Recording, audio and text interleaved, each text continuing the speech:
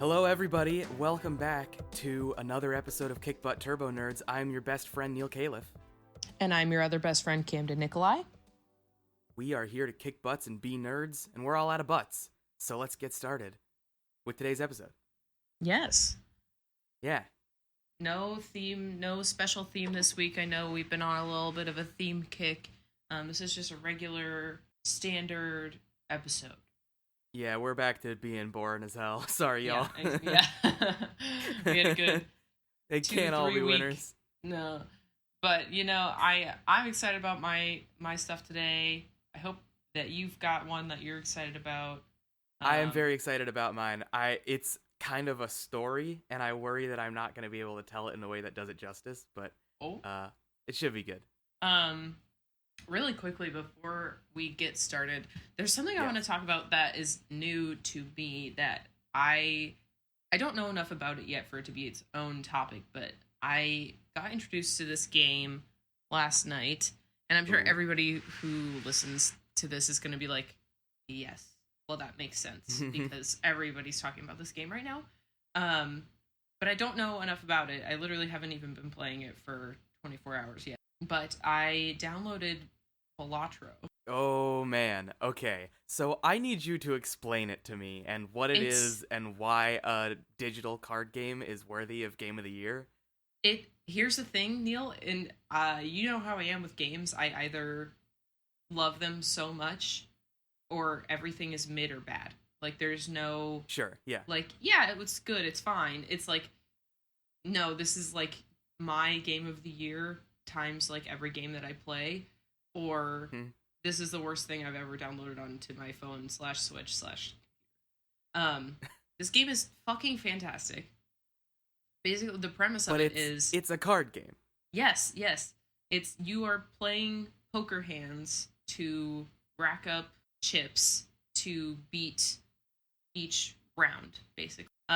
Each round has different blinds that have like different set scores that you need to pass, and you can skip the two first ones in a round.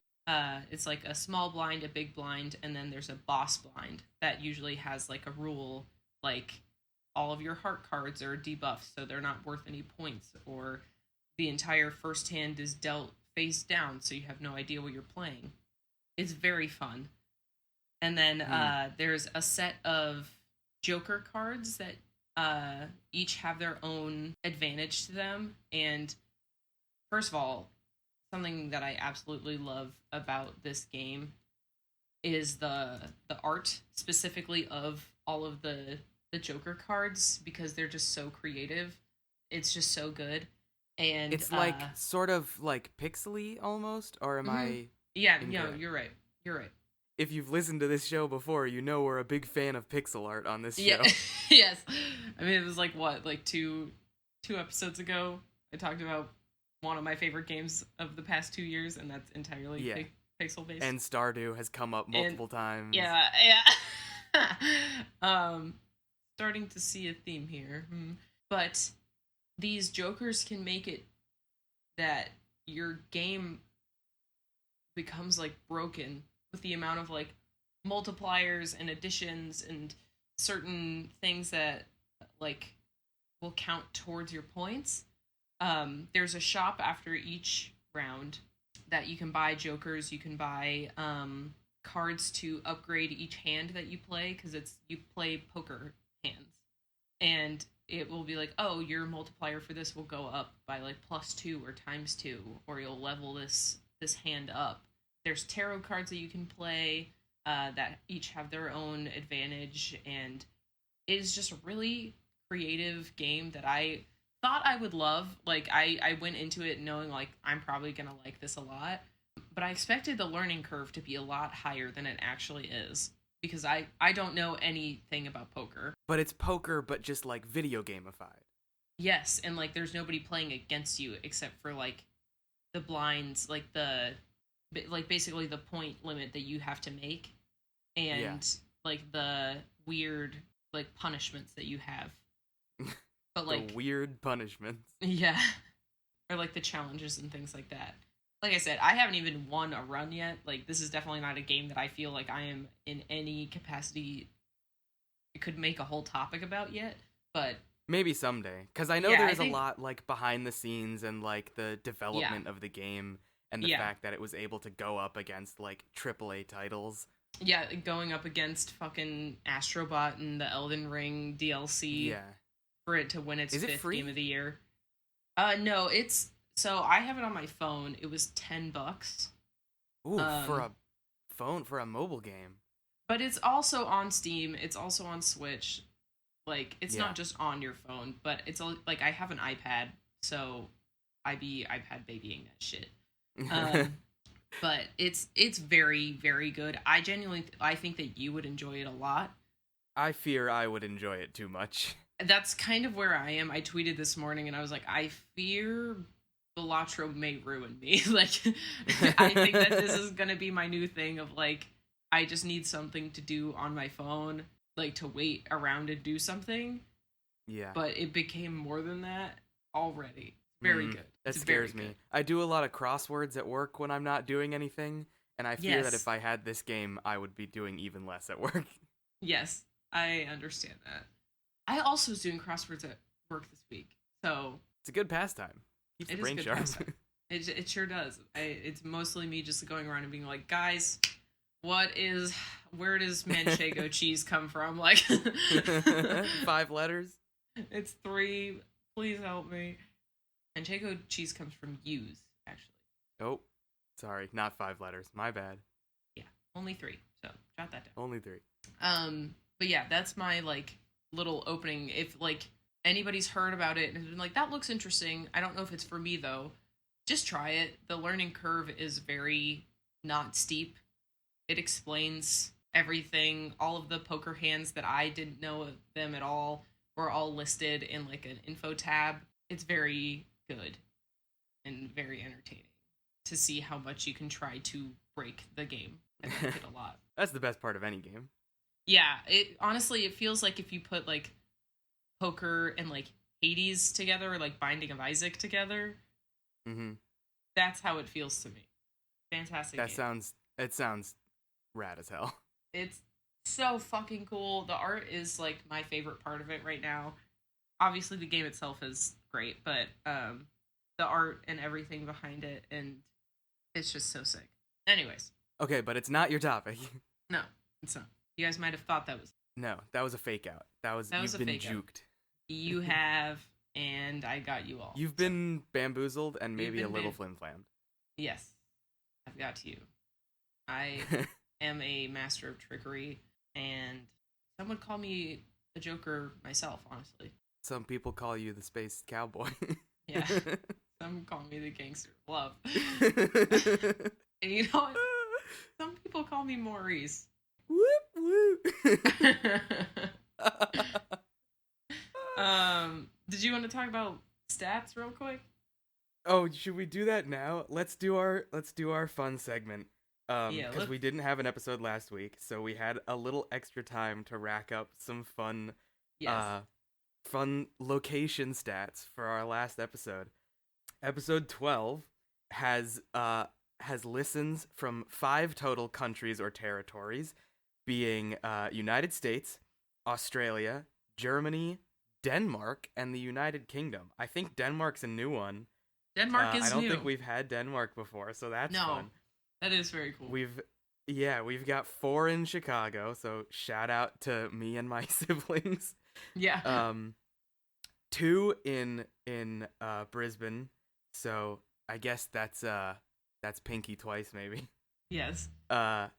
And then we've got a bunch in Ohio, because we've got Pickerington and Columbus and Reynoldsburg and Sandusky and Cleveland. That's a lot of Ohio. So I have no idea who... Patrick is in Sandusky. Aha. So that's one. My mom is in... Okay. My mom's one of those, yes. Columbus. Cleveland, though. That's the one I'm... Hey. Cleveland throws me. But so does Frankfurt, and so does Copenhagen. Yeah, those two don't make too much sense either. But, I'm not mad Groveland, about it. Florida. Georgia, shout out Akiva. We got Hackensack, Jersey. That's a new one also. Who do we know in Yeah. Hackensack? I don't know. No one. I Uh, made no friends when I lived in Jersey. we also have actually two different cities in Georgia. So, shout out Akiva twice maybe. And we also have Houston, and we have New York, New York. So, I don't know what's going on, but fun stats. I love I love reading the stats. Yeah, the stats are always So fun because I like to guess who in my life cares enough to actually listen to us talk for an hour straight. yeah, and it's fun to think about people in Germany not Yeah, understanding who have what we're no. saying, but just Yeah. like You liking know the what? tones of our voices. I I guess. like this. Yeah, it's more just like who. We say it every week, but who are you people? Who I are want to you? know. I want to know it so badly. Please. Yeah, we want to know you. Come on the show. We say it every week. But yeah, reach out, email us, message us, DM us, send us a text from whatever app you're listening to us through, Yeah. and I'll we'll write a bring you little on the show. comment. Yeah. Yeah. Anyway, Anyways. that's that fun little segment. Yes, that was fun. I liked that. Yeah. Do I start this week? Yes. I already forget. Yeah, because I started last Yes. week. All right. Yes. I'm throwing it back to a musical this week. Ooh, throw it back. To one of my faves, who has one of my favorite actresses in it. I'm talking about Dogfight this week. Oh, okay. So we've only done one. Have we only done one musical on the show so far? We did Next to Normal, and then I want to say we did another one, but I think that might have been it. I don't think I have properly expressed how big a part of my life theater was and is. But like that was my whole life for a good 8 years. And it still is like a huge that's part of how we met. I was like, that's how the two of us met. So it's a huge part of our friendship as well. Yeah, let's go through class.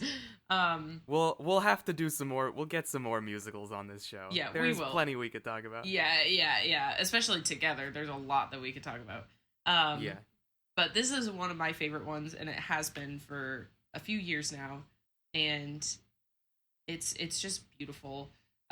This is actually written by Pasek and Paul, who are the people that did Dear Evan Hansen. Is it really? It sure is. How did I not know that? I don't know, because Because I guess I'm not that familiar with Dogfight, but I feel like I should have known that. Yeah, it's wonderful. This was never on Broadway. This has always been off Broadway. If I'm remembering correctly. It stars Lindsay Mendez as Rose and Derek Klena as Eddie. Who Lindsay Mendez is one of my favorites of all time. To go into like some of the other stuff that she's been in, she was in. Let's see, she was in Wicked as Elphaba from 2013 2014. She was in Carousel. She was in Merrily We Roll Along. Dogfight. Oh obviously. yeah, with Jonathan Groff and Daniel Radcliffe, right? Yep. Yes, she was. Yeah. She was in 21 Chump Street. Love it. She played Naomi. She also did one of my favorite composers for musicals, Drew Gasparini. She was in his debut album of just like singles that he did that weren't really a part of shows or anything like that. And that's the one that I did for Halloween Cabaret. I forgot if you were able to go to that. I don't think I did, but I think don't. It might have been. I hate having to say that on the show. Well, no, I think it might have been on Shabbos. Honestly. Yeah, probably. I think it was on a Saturday, so it's really okay. You're not a bad friend. But yeah, she is just insane. Fantastic singing. Has such a wide range of vocal talent. She can do comedy super well. She does drama so well. She's just fantastic. I think this is probably like one of the ones she's known for the best, because she premiered in it. It's probably this, Carousel, and Merrily We Roll Along right now. Mm-hmm. But she was a fantastic alphabet too.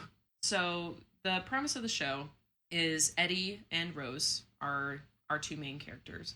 Eddie is a U.S. Marine who is on his last night in the U.S., they, like all of his private first class, they come into San Francisco, and they are basically spending their last night there until they're shipped out in the morning. They are hosting when 63. Aha, okay, that feels important. Yes, 1963. And they are hosting this event called the Dogfight, which is where each Marine puts $50 into the pot, and the one who brings the ugliest date to the party wins all of the money. So there's a song called Hey Good Lookin', where it's all of the Marines talking up all of these women and trying to find... That might be the only song from the show that I know I've heard. You've heard that one, and you've heard Some Kind of Time, because I've played those two for you. Oh, yeah, I think I know that one too, yeah. But it is so... It's such an awful song, and, like, half of these songs are so, like, obviously misogynistic, because that's what the show is it's a commentary on the misogyny. Characters are misogynistic. Yes, exactly. It's the whole show's a commentary on misogyny, and tied into, like, the patriotism, like, the nationalism during the Vietnam War, and how those two coincide and everything like that. Eddie ends up in a diner where he sees Rose, our other main character, who is playing a guitar in the corner booth. She's a waitress at the diner. He flirts with her. He lies about a lot of stuff that he's into, like tries to say that he knows everything about music, because obviously she's into music, but she's never been on a date before, and she's really nervous to go on this date, and she's trying to come up with a bunch of excuses to not go, until he's like, you know, it's a shame. I thought if you came, who knows? Like, basically being like, who knows, like, maybe when I came back, we could have been something. And so she's like, okay, I'll go with you. And the song that she is getting ready for this party is called Nothing Short of Wonderful. And it's about how she's never felt this feeling before, because a boy's never interrupted her shift and asked her on a date. She's never gone on a date. She's never been ready for a party. And it's heartbreaking that, because we know that this is she's going just to be humiliated. Exactly.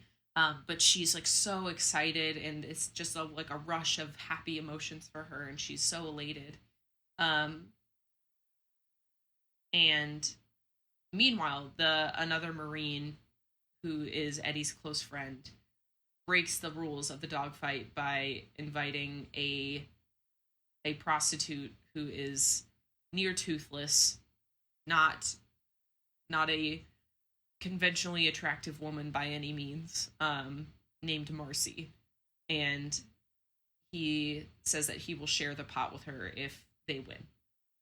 Eddie and Rose, everybody walks into the party, and Eddie, when they get there, he finds himself questioning bringing her, because she the whole time has been talking about her passions and how she's a pacifist, and he's like, you know, we should just go somewhere else and get a bite to eat. Like, this shouldn't be something that we do. And she thinks that he's embarrassed by her. And so he's like, no, like, I want to meet your friends. I want to dance with you. I've never been to a party like this before. And so they go in. And during the slow dance, the contest is judged. And each Marine presents his date for judging. And Marcy, the prostitute, is deemed the ugliest. In front of everybody? Like, do the other dates know that this is happening, or nobody is aware? Nobody knows. And then they just spring this on everybody there. Yes, yeah. That song is it's like a slow dance called That Face, and it's like a very conventionally would be a romantic song, but because you know that they are considering every woman in there to be ugly, it's such a mocking song. It's like such a blow to all of these women that are there who thought they were pretty enough to get asked to a party. And later in the bathroom, Marcy reveals to Rose the true nature of the party, and they have the titular song Dogfight, where Marcy's like, hey, like, you have to hustle. They're gonna do this to people anyways. You might as well take advantage of it. And Rose like, absolutely not. Like, I'm so angry and she's hurt, and she confronts Eddie and slaps him and says, "I hope there's a war and I hope you get killed." And then she runs home. Yeah. Wow. And then the end of Act 1 is a song called Pretty Funny, where she beats herself up for having for believing Eddie's lies, and for thinking that she could be anything other than someone that you ask out as a joke, basically. That is like probably one of my favorite songs of the show. It is so heartbreaking. It's so good. Lindsay does such a good job with it. It's very good. The Marines keep partying throughout the night. They go to do the arcade, and then one of the other Marines loses his virginity to another prostitute, because he wants to be a real man before he goes off to war. Sure. Yeah, why not? But Eddie cannot bring himself to like party like his friends are, because he feels awful about how he treated Rose. He's feeling a lot of regret and guilt, and he leaves the party and he goes to find her.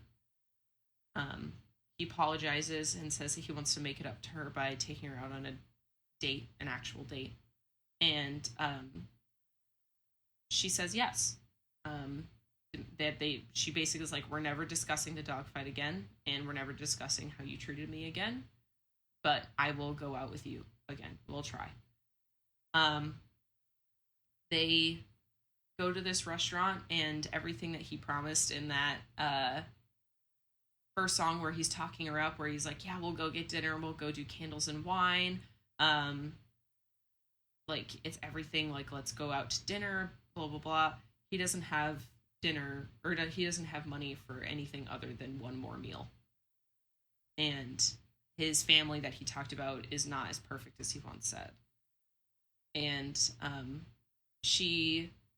they reflect on the night together as they're going home, and she basically is like, what happened earlier helped her basically be less afraid.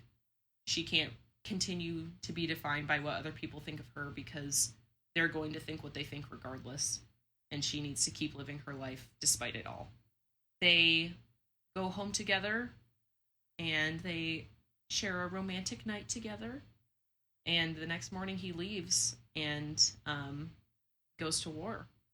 The next thing that we see is a Greyhound bus coming back, and it's just Eddie without any of his friends, and you realize that all of his friends were killed in action, and he comes back to San Francisco 4 years later to find Rose at the diner, and they reunite, and basically that's where we ended off. That's where the show ends? Yes. Whoa. Basically, it's like she makes a request when he leaves for him to write her. Yeah, I was gonna say, did they like keep in contact while he was gone? He never wrote her. We don't know. Oh, he never wrote her. He never wrote her. He goes, "You never wrote. I stopped waiting." He goes, "I'm sorry." And she goes, "It's okay. I moved on." We don't know what that means in terms of like if she found someone else or if she waited for him. She does say "welcome home" when he gets there, so it's kind of insinuated that they are probably going to be in each other's lives a little bit, at least. Yeah. I will say the song. But you don't know what their relationship is. Yeah, we have no idea. It's left up to interpretation, which I think is a good thing. The song that he sings when he comes back, it's called "Come Back," and it is brutal. It is brutal. It's basically about how he. What is he? Understand. Is this him singing to her? No, this is him singing to himself, basically. Because like when he comes back, when people came back from the Vietnam War, they weren't excited to see the soldiers. You know, they weren't treated like heroes like in wars past. Like this was in the time of like gunning for peace and gunning for right. You know, to stop occupations and things like that. And so when he came back, people were like spitting at him on the street. Like, he didn't know where he was going to go. He lost all of his friends, and he didn't understand why they died and why he was left behind. He was like, there is no before, there's only now. Basically, like, talking about how the trauma of everything has processed into a way that he doesn't know a life before the war anymore. And how when he came back, he was at least expecting to have, like, some respect or something, and how no one did that. And it is brutal, but it's very good. It's such a beautiful show. Wow. It is just it's just amazing. So when did this show premiere? I'm looking it up now. Oh, it's based on a movie. Yes. I did not know that. 1991 movie. Yeah, it was 2012, and then again in 2014. But it never made it to Broadway. No, not that I know of. Wow. It's just such a good show. Derek Klena is great in it as well. I know I talked up Lindsay a lot, but he was in Carrie, he was in Joseph, he was in Hairspray, he was in Anastasia. Oh, Anastasia, yeah. Yeah. It was like he was Dimitri in Anastasia, so yeah. Yeah. He is... Man, I need to... Is there a... I assume there's not a pro shot or anything, but there's definitely there's bootleg a slime tutorial out there. Yes, yes. Oh, he was Fiero for a Broadway replacement in 2013. Oh, yeah, I buy that. He's got that kind of... Yeah, I mean, he has that kind of voice. Well, he has the voice for it, especially. Yeah. I wonder, I don't know if he actually overlapped with Lindsay during this time. I didn't realize that they were doing that at the same time. But yeah, funny. I know him from Carrie, and I know him from Anastasia. Yeah, Anastasia is what I was thinking of. But he is fantastic. Mm-hmm. I think he was in Moulin Rouge on and off from 2022 to 2024, replacing Aaron Tveit, who's also wonderful. Yes, everybody loves him. I mean, how can you not, honestly? But yes, I love this show deeply. This is going to be controversial. I think that this might be my favorite stage show from Pasek and Paul. Is that controversial? What are their stage credits other than Dear Evan Hansen? Well, that's why I'm saying it's controversial. is because that's the one that everybody knows. Is it controversial to dislike Dear Evan Hansen? I mean, that's the one everyone knows. And, like, I'm not the biggest Dear Evan Hansen fan. So, like, it's not controversial within this podcast. No, it's not controversial within this podcast. I knew that was going to be fine. It's mostly just, like, for anybody within the musical theater world. Yeah. That is People a little bit of like sacrilege. Yeah, I mean, it won a lot of awards. It did very well. I don't dislike Dear Evan Hansen that much. I used to absolutely love it. And then it just didn't go away for a long time. It feels too middle school for me. It feels too... I liked it when I was a sophomore in high school. Yeah, the music doesn't necessarily do it for me, and the story doesn't necessarily do it for me. I can see why one would like it. Like, I can't talk as someone who is in love with Hamilton to this day, so... I mean, Hamilton's good, unfortunately, for everyone. Yes, unfortunately. It is just good. I can't control that. But, like, Pasek and Paul, like... It's that and, like, La La Land for me. Yeah, okay, that's what I was gonna say. La La Land is their number one best piece of work. Like, you're not gonna beat that. I am also a fan of Greatest Showman. That's big in my family. Greatest Showman's fine. The movie, I like the music more than I like the movie, and the movie's fun. Like, I think it looks great, and the musical numbers are great. It's just, you have to pretend that it's just an original fictional story. Yes. Because if you tried to be like, based off our true story, I'm like, wrong. No, like, someone, P.T. Barnum, what a cool original name for a character you made up. Yeah, that's my OC. Yeah. But yes, I love this show. I would absolutely love, like, I have a list in my head of, like, dream roles that I will probably never play. And Rose is definitely one of them. Mostly just Nice. because Lindsay Mendez and I have very similar tones, and I know that I could do it very well. But I love this show. It's so good. I started listening to it again like last week out of nowhere, and I was like, I think I need to talk about this on the podcast because it's so good, and I need you to listen to it because it's so brilliant. It's so good. I definitely will. Everybody else, everybody listening, take if you are the if you take our suggestions every episode like we hope you do, throw this one on the list. Everybody go listen to Dogfight. Yeah. I'll link the album in the description of the episode. Make it easy for you. And I will say, like, the original Broadway cast recording is fucking fantastic. It's so good.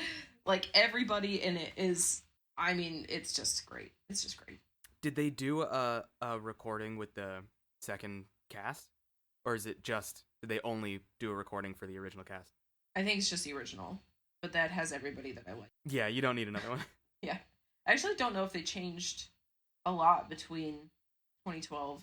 Oh, no, they did. No, yeah, it's just the original one with Lindsay and Derek. It's very good. Everyone go listen to it. Go find a Everyone go tutorial. listen. Find the slime tutorial. Maybe I'll link the slime tutorial. Will we get in trouble for that? If it's just on YouTube, we probably wouldn't get in trouble just for linking. I just looked up right? dog.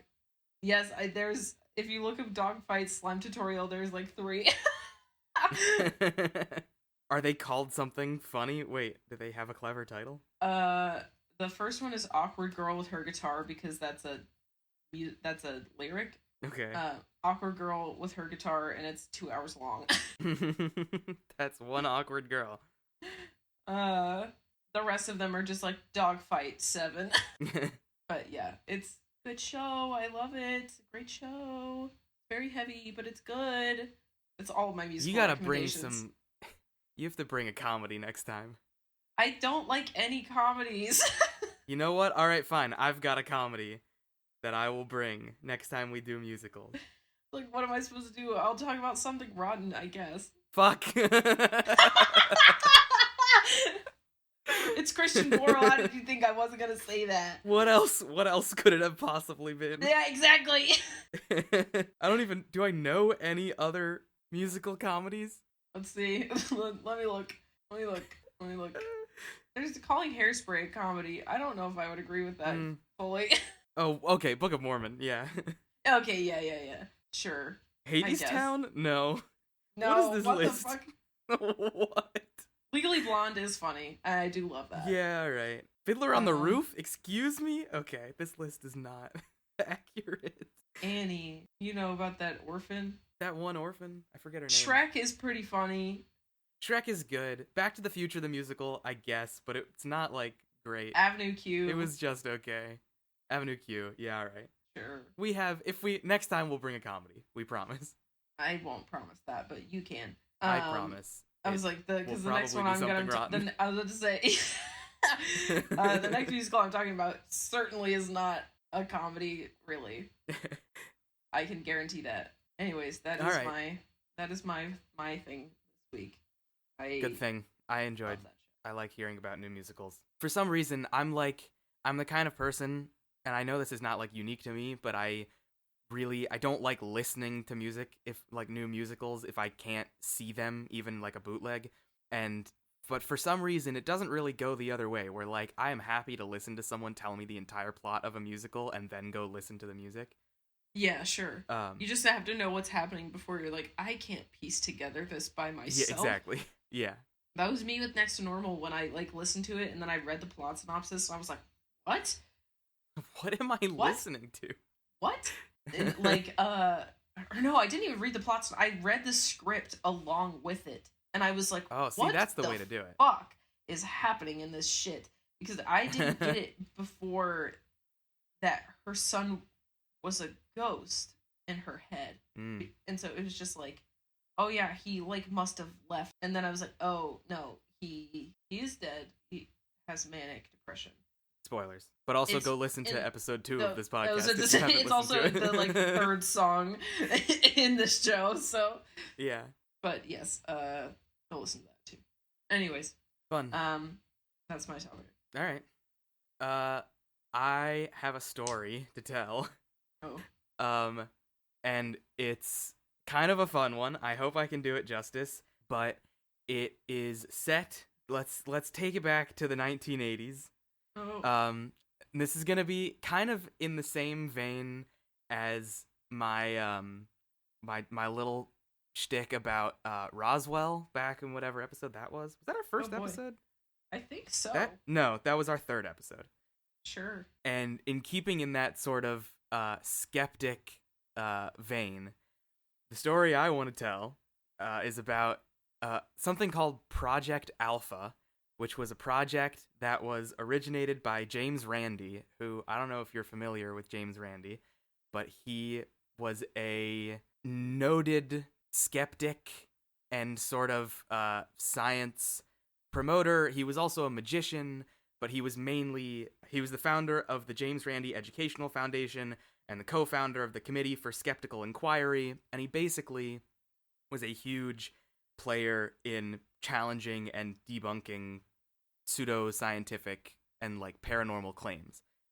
So in 1979, it was announced that there was an engineer named James McDonnell who was awarded $500,000, a $500,000 grant to his lab at Washington University for the establishment of a lab, the McDonnell Laboratory for Psychical Research, where he was going to be studying psychic and paranormal phenomena, basically. And this is like, late 70s, 80s, when that kind of thing is like booming. You have like psychics on TV, on the news, like reading people's palms on like daytime television, right? And so there was this huge boom in like the desire for psychic research, and for years psychic researchers, or parapsychologists as they called them, were always complaining about like a lack of funding for their experiments in their laboratories. And so they got this $500,000 grant, and it was this big deal. And James Randi basically said to himself, this is my opportunity to fuck shit up. And he had this idea where he was like, I know that all of these laboratories are non-scientific and all of their methods are bunk, and their bias is, it's not a lack of funding that is contributing to all of this being bunk. It is their inherent bias and their sort of desire to find psychic evidence despite whatever actually happens. And so he had this idea where he had been saying for years to people who run these labs, what you need are trained magicians to go undercover in these labs and try to fool the scientists, so-called scientists. And if they can weed out these undercover magicians, then their methods are rigorous. And no one ever took his advice or took him seriously. And so he took it upon himself to do just that. And so he got in contact with two lesser-known magicians that he knew, named Michael Edwards and Steve Shaw, who were 17 and 18 years old, very young, very lesser known, but very, very talented magicians in their like hometowns. And he had them apply to be lab rats, I guess, to be experimented on in this psychic lab. And out of, I think it was like 300 or some applicants, they were chosen to be experimented on. And the ways, basically most of what I want to tell is just going to be every experiment they were given and how they beat the experiments so that the experimenters were convinced that they were paranormal and had psychic powers. It's such a great story. And James Randi he has two separate part 1 and part 2 10-page articles that he wrote in the Skeptical Inquirer, which is what I read to learn this story. And I'll link those because everybody should read the whole story for themselves because it's unbelievable. But basically, he told them straight off the bat, if anybody asks you, you're not allowed to lie. If somebody says, like, are you fucking with us? Are you magicians? Are you messing with whatever? They have to tell the truth, and they have to say what they're doing. But if nobody asks, they're just going to keep pretending like everything's fine. And so, like, to start off, from the very beginning, every rule, every suggestion that James Randi made to these scientists of how to keep things above board and make sure nothing could be messed with, all of them were ignored. So, from the very start, he had warned this researcher named Phillips, who was sort of the head researcher at this lab. He had warned him, he gave him like a list of caveats. He said, don't let the subjects run the experiments by changing the protocol. That's what he said. And from the very beginning, he let the subjects touch all of the items that they were not supposed to be able to touch, that they were experimenting with. He would give them specimens that were not marked properly, that could be easily fiddled with. So, for example, one of the first tests that he talks about is they're given a sealed envelope with a picture on the inside. It's like a classic trick that a magician would do, right? Where you have a picture in an envelope, and they have to use their psychic powers to figure out what the picture is that's in this envelope. And the researchers leave the room and let them just examine the sealed envelope, and then the researchers come back in and ask.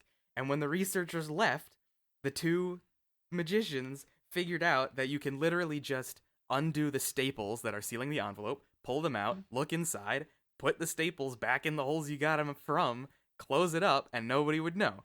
So that after that, they were off to the races. That was the first thing. Literally, nobody was tipped off. Nobody had any inkling that they were fucking with them. Everybody wanted to believe, and so they did. And then, okay, so I'm basically just gonna go through some of the experiments because they're so funny. Some of them were like a lot more tricky. Like there were a couple where you really you needed a magician to be able to pull it off, and some of them. So like one of them, they had. I'll read it straight from the thing so I get it right. There was a small slab of clear acrylic plastic in which a shallow groove had been cut. Into the groove was placed a thin metal rod a few inches long that fit loosely flush with the surface. It was believed and so stated that it was not possible to remove the rod from the groove by hand without either overturning the slab or using a tool of some sort. Steve was asked to stroke the metal with his finger and cause it to bend. He quickly discovered that the rod tilted up and out of the groove when he pressed down on one end, the flesh of his finger having squeezed into the groove. He simply removed the rod unnoticed, bent it slightly, reinserted it into the groove, lying it on its side since the groove was wide enough to accommodate the bend. He then stroked and rotated the rod 90 degrees to make it appear to bend up and out of the groove. The feat was deemed impossible by trickery. So, it's like, every one of these explanations is so simple, it's the dumbest thing, and the researchers are just blown away every time. There was another one where they were asked to basically use their psychic powers to blow a fuse, and the researchers would slowly increase the current going through the fuse until it blew out, and they would ask the two boys to make it blow at a lower current, basically. But they found out that the researchers were not keeping track of the fuses between each attempt, and so they would just pocket one of the blown fuses and reinsert it into the thing so that it looked like the machine was blowing the fuse, but really the fuse had already been blown. And once again, the researchers they couldn't explain it. How is it done? Oh my god. Yeah, it's insane. So funny. It's so funny. It reads to me like this whole thing is I could see this being Jerry. A comedy movie. It's so Tom and Jerry. It's just them outwitting the researchers every time, and the researchers just falling for it every time. There was one time when Steve suggested he might be able to affect a video camera, and while seated before one, staring into the lens, he gestured mysteriously over the instrument. The picture twice suddenly bloomed brightly, the image swelling and subsiding. This was recorded and subsequently shown in the official McDonnell Lab film. It seemed to the researchers that this event was not possible by any but paranormal means, yet Shaw had simply reached forward and turned the target control on the side of the camera twice, unseen by the lab personnel. All he did was he reached over to the camera and went woo and turned a knob and made the picture go wonky, and everyone was like, whoa! Oh my god.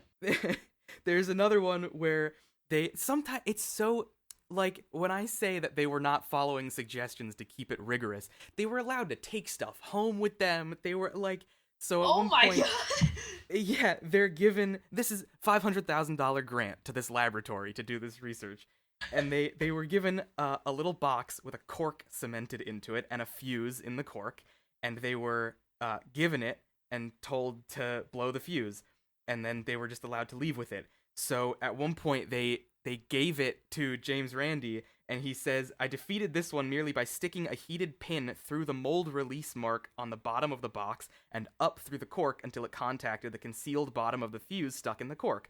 Another pin was inserted through one of the holes in the side and contacted the exposed fuse tip. A brief visit to my car battery, and in a flash, the fuse was blown. As in all cases where we had physically interfered with or altered the equipment, we purposefully left positive traces of tampering. Although the hole in the mold mark was resealed by pressing a hot pinhead against it when the plastic box was viewed from the side, the hole was easily detectable, but it was never noticed." That was the thing. He talks about how they were intentionally, they would go a little overboard each time, and they would get more and more exaggerated with it in the hopes that somebody would call them out, and no one ever did. And at one point, actually with that one with the fuse in the cork, he says that for an inexplicable reason, that one they actually called them out on and didn't believe them. They thought they had used a centrifuge and put the cork with the fuse in a centrifuge to tear the fuse, which wouldn't even have blown the fuse in the way that the fuse was actually blown. So they got it right, but for the wrong reason. It's so stupid. An even stupider one, they had a piece of paper perched on top of a needle point inside of a bell jar, which is supposed to be like a hermetically sealed glass jar on a base plate.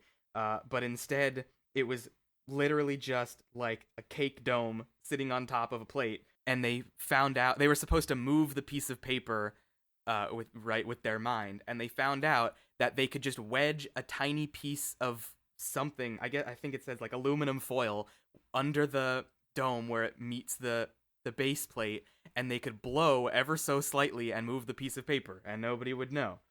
And it just, this is what happens when the researchers let them handle everything freely and touch whatever they want. So this goes on for some time. This goes on for 3 years that they're at this 3 lab, years? with Professor Phillips. 3 years.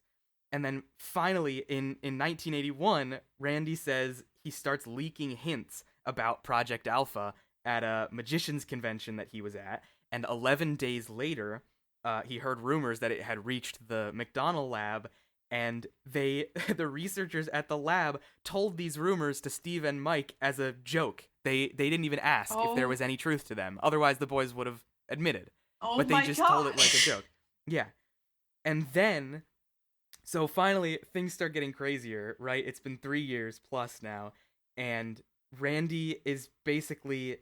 basically asks if Randi can provide like a videotape of some of his methods for how he would fake psychic or psychokinetic mind bending or metal bending, I think PKMB, which is like the classic like spoon bending tricks and stuff like that. And so Randi makes this video specifically detailing the methods he would use to do it exactly like the boys are doing it in the lab, and he gives it to Phillips, who is going to present it at this convention for like psychic research, and he presents the tapes side by side, and it kind of backfires, and some people in the psychic community start doubting the lab and the research that's being done, and they had put out a formal report about the two boys that they pulled, and they put in modifiers like apparently and seemingly to like kind of couch it a little bit. And then after the convention, when the boys went back to the lab, they find out that there had been some changes made to the protocol, and they get really excited because finally it seems like they were taking things a little more seriously. They were unable to use the same kind of simple trickery that they had been using. The fuses were marked more clearly so that they couldn't just be reused, stuff like that. But at the same time that the lab starts cracking down, the two boys are now, it's like 4 years later, and they're now working with a bunch of other labs and a bunch of other researchers, and there are even more of these examples of them breaking these experiments. There's another researcher, Professor Walter Uphoff, who was like big in this world of this psychic research, and he was immediately taken with the boys and like was bragging about them and showing them off. There was another researcher named Schwartz who published a 51-page paper for the Journal of the American Society of Psychosomatic Dentistry and Medicine titled Taming the Poltergeist, where he reported on experiments that he had done with the boys, one of which, they're all so stupid. Randy says every creak, pop, movement, and unexpected event that took place, even after the boys had left the scene, was attributed to their magical influences. He kept encouraging Steve to use his powers to heal the sick, and Steve tried everything he could to talk that person out of a dependence on magic, but to little avail. At one point, Steve was given an 8mm motion picture camera and was asked to shoot some film of the director of the lab. When it was developed, a strange amorphous swirl was found in the center of some frames, and psychiatrist Schwartz discovered in the swirl some moving faces, a Jesus portrait, a UFO, a woman's torso, even a baby being born. The swirl, reported Schwartz, followed the director around the parking lot. Though no one there was able to figure out how those shapes had gotten on the film other than through paranormal means, Steve explained to me he'd simply spat upon the lens. Oh. So that's all it takes, I guess, to make a ghost follow someone around a parking lot. It's unbelievable. So kind of I'll wrap it up a little bit because there's so much more and I want everyone to read the story. $500,000. In 1980s money. Yeah. It's so much money just to go to this bullshit, but it really just did a great job of exposing the entire field. Just to have 3 magicians completely ruin your shit. Yeah, completely like discredit your entire life's work. Yeah. Yeah. And just make a fool of you for years. Forever, yeah. But like actively for years, and then you never recover from it. Yeah, I don't know how you could recover from this. I don't think you can. I don't think you can. I don't know if they ever have. I've never heard of these guys, but I've heard of James Randi. Yeah, exactly. Shout out Captain Disillusion, who we mentioned on this show before, was one of my favorite YouTubers. He talks about James Randi a lot and actually did a video with him way back in the day, one of his early videos. So the kind of grand conclusion to this saga is there was finally going to be there's one more fun story actually. There was another Professor Otto H. Schmidt from the University of Minnesota, who was testing the boys, and he gave them some tiny, cheap digital watches, the kind that are permanently sealed, and he asked them to alter them paranormally. Mike sneaked one out of the lab while having lunch in a self-service restaurant during a noon break in the tests. He placed it inside his sandwich and stuck it in the microwave. As expected, the watch went crazy, displaying gibberish on its liquid crystal readout. Professor Schmidt considered this to be a wonderful example of psychic force and marveled over it to the press. Put it in a sandwich, put it in the microwave. Yeah. So, finally, there was going to be what Randy calls a psychic picnic under the guise of a serious seminar held in Madison, Wisconsin by Professor Walter Uphoff, which was this huge sort of psychic convention, and Randy wanted to go. He had heard there were some other performers who were going to be there who he wanted to see, one of whom is Uri Geller, which is a big name in the magician community, I guess, or was, because he was like the self-proclaimed sort of like king of like telekinesis and like spoon bending, and he claimed forever to actually be able to do it, and like a lot of magicians will do it and be like, yeah, I'm a magician, but he was like, no, this is real. And James Randi has like written books about him. He has a book called like The Truth About Uri Geller. It's crazy. So Randy wanted to go to this convention. He sent a check to register for the meeting, and he told Uphoff that he wanted to go, and he got a message from Uphoff's lawyer forbidding him from corresponding with him or from attending the event. And so he promised that Uphoff would never hear from him again, and he says, I kept his promise. Professor Uphoff has the right not to be informed. Uphoff did hear from an Adam Jerson of New Brunswick, New Jersey, not far from where I live, who sent a postal money order to register for the meeting. He was accepted, and soon after that, a man with a dyed beard, wearing dark contact lenses, a reddish fright wig, dreadful auxiliary dentures, a belly pad, elevated cowboy boots, and a $7 suit from the Salvation Army, arrived among the strange assemblage at Madison in the company of a Moses Figueroa, and they blended right in. Uphoff could have arranged the letters of the name and come up with a different one, but the anagram got right by him. He not only greeted Jerson and autographed the book for him, but he continually directed him to various functions, since Adam seemed even more disoriented than the average person at the affair. He spent like 2 days at this convention in costume, undercover, using a pseudonym that was an anagram of his own name, being shepherded around by the guy who had his lawyers send him a letter saying, never contact me again. Oh, I need to see this as a movie. I can't believe this isn't a movie. Like, I might have to write this. Pink Panther. It does. It reads like a comedy written by a professional screenwriter. It's unreal. The boys were there at the convention. They sat front row during these shows, and he says that he had to tell them to stop. They kept looking over at him during these shows to, like, give him a nod, like, are you seeing this bullshit that they're doing on stage? Like, I can see how they're doing this. And he had to, like, tell them to stop looking over at him. And eventually, he says, by the end of the convention, he says he became aware that there was a researcher who was looking at him strangely, and he knew that they had figured him out. And so him and his companion sort of ran out as fast as they could and got him out of costume, and suddenly word has spread around the convention that he was there undercover, and they have to, like, sneak out. He says pandemonium ruled in the lobby, and he said no one was really sure I was there, but they acted as if Martin Luther had been seen at the Vatican. Later, Uphoff was to hint that he'd known the truth all along, and I'd fooled no one, and pigs have wings. So he gets out, and he reunites with the boys, and they kind of rehash everything that has happened, and there's more that happens. There are more experiments that the boys are told to do. One of them is, like, something Randy had already been practicing as a magic act, which was, like, instead of linking metal rings, which is, like, a classic magic act, it's linking wooden rings, which is a lot harder to do, I guess. Sure. And that was something that the boys were asked to do, I think, even though he had already been practicing how to do that trick. And so finally, eventually it all kind of winds down, and he says, yeah, it came time to tip Project Alpha for good. The researchers had recovered themselves by reversing their rather positive convictions that they had held, and the craziest part of the whole thing is, he says, an example of just how strongly some self-appointed parapsychologists can rationalize their failures, Walter Uphoff, desperately trying to explain his fumbling following the exposure of Project Alpha, stated that Steve and Mike really had psychic powers all along, but were now lying and claiming that they had tricked him.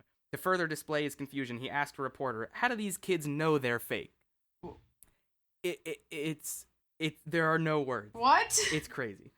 That's kind of where the story ends, but I will link these articles. Everybody, please read this story, or I guess watch the movie when it comes out, because I'm gonna write it. It's unbelievable.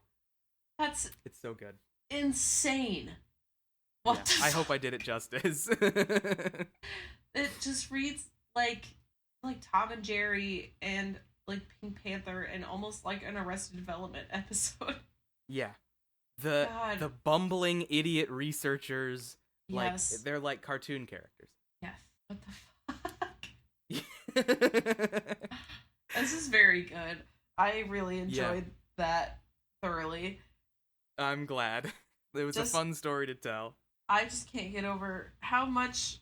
When was this done? This is the 80s. Okay. I think 83 was when it ended. It happened over the course of 4 years. Yeah. As for Edwards and Shaw, who spent more than 160 hours during 4 years of their lives cooperating in the experiment, I hope my readers will join me in thanking them for their dedication and perseverance. As one of them said, it had to be done. I just looked this up. Yes. The amount of money given in 1983. I want you to guess what that's worth today. Don't look it up. 500,000? Yeah. I'm gonna say like 1.5 million today. You are almost directly on the money. Really? Yes, it is $1,584,362.45. Wow, that's so much money. Yeah. To be like, no, those boys were magic. They just don't know it quite yet. Like, how do they know that they're fakes? How do they know that they they're don't? Fakes? How do they know? They were doing all those fun things for me. How do they know that how do they know that they weren't doing it? That's fucking crazy. Man. That's not... Yeah. All right. That's a fun one. That was my thing. Very good thing. Thank you so much. I don't even remember how I found out about it. I think it must have just come across my feed somewhere. Someone mentioned Project Alpha, and I was like, the hell is that? And I looked it up, and I was like, I need to tell this story. Please. That is so good. Thank you for enlightening me and our listeners. That's very, very funny. Yeah. And thank you for listening to the listeners. Yes. You can follow us on social media, TikTok. No. I guess not anymore. We'll see in 2 days if it's... We'll see in 2 days if you can follow us on TikTok or not. It used to be at KBTN Podcast, but I guess we'll see if we could still do that. But you can follow us on Instagram. Yeah. And you can follow us on Twitter. And you can email us with ideas or comments or suggestions, or if you want to be on the show or any of that good stuff, at kbtnpodcast@gmail.com. Am I forgetting anything? You can text us. You can text us. On our little texty thing on our website, which is kbtnpodcast.buzzsprout.com. Is that what it is? I think so. We also have a YouTube channel now. Great. Oh, yeah. It is great. Our shorts are there. You can also watch, I think, full episodes there as well, right? Mm-hmm. Yeah. So, very cool stuff happening. Reach out if you want to. We would love to hear from you guys.